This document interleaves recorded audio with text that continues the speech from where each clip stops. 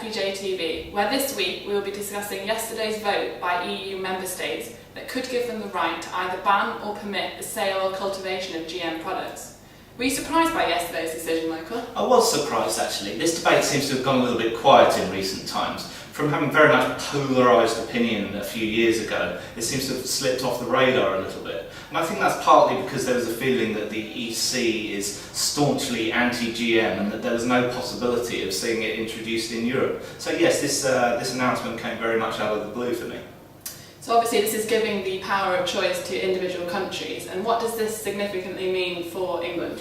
Well, I get the feeling there's been a shift in opinions at DEFRA in the last few years, from being in a position where it didn't really want to be seen to be coming out and making any statements on GM, to one where we've seen Secretary of State Owen Paterson saying, yes, I'm in favour of GM and I'd like to see it brought in. So in view of that, I think that once this is ratified, that we'll see DEFRA very much pushing ahead to see it incorporated in Britain. And why are some people worried about that, England becoming sort of the centre of GM Europe?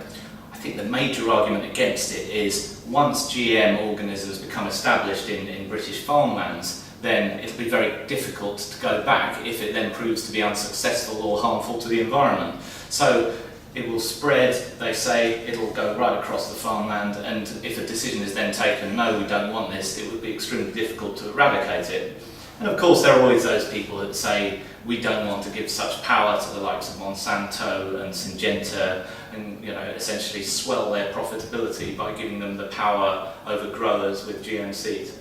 And the arguments for GM, what are they? I think the single biggest argument in favour is population growth. We've seen these statistics about how many billions of extra people there'll be on the face of the earth, and many people argue it's going to be impossible to feed all of these people without GM crops. Secondly, climate change. We're seeing more severe weather conditions, we're seeing droughts and floods, and growers need to make sure that their crops are both productive and profitable. And finally, the EC's been withdrawing all sorts of chemicals for use on farms, making it more and more difficult for growers to combat pests and diseases. So they want to see crops and seeds that can grow, be drought resistant, disease resistant, pest resistant, in order that they don't need to use these chemicals that have now been banned.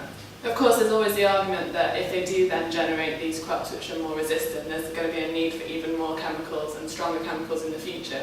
Yeah, you do hear that argument, and certainly that's one to take on board. I suppose what you also hear is they might say neonicotinoids, for instance, have been banned because they're harmful to bees, supposedly. Well, the argument goes, could we make a GM crop that doesn't need neonicotinoids and is not harmful to bees? Or is not, it can be more receptive to different types of sprays that are more friendly towards the environment. That's the flip side of that argument. Mm-hmm. Well, we'll have to leave that one to scientists, I guess. What about consumers? Is there a move towards sort of more pro-GM amongst consumers, in your opinion? I get the impression that this debate's moved much more into the centre ground. I mean, we took some research recently at the FPJ Live event where we polled consumers and asked them, what are your attitudes towards GM? We found that over 50% of people were either in favour or didn't really have any strongly worded opinions either way towards GM. Of course, the flip side of that coin is where there were still nearly 40% of people who were opposed. So, a sizeable minority. And are there fears that the sort of argument that consumers are receiving from press and PR coverage of GM could be influenced by government strategy which has had collaboration from GM companies?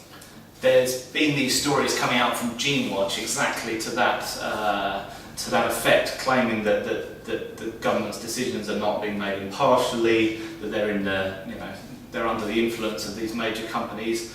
I suppose it's almost inevitable that companies do put that sort of pressure onto politicians, and that the pro-GM lobby do make their arguments felt. Of course, the anti-GM lobby also make their arguments felt. And I think the absolutely critical thing here is to have a fair, balanced, argument with both sides represented, and most importantly of all, underpinned by independent peer-reviewed science. Right, well I think that's all we've got time for this week, so see you next time.